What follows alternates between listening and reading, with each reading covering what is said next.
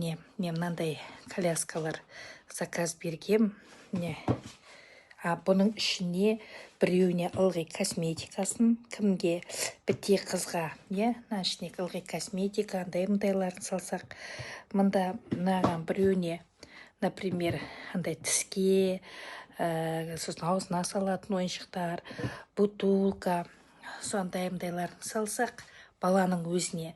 Сосын мынаған тоже мынандай коляска, мына сумкасы бар. Бұған не істесек?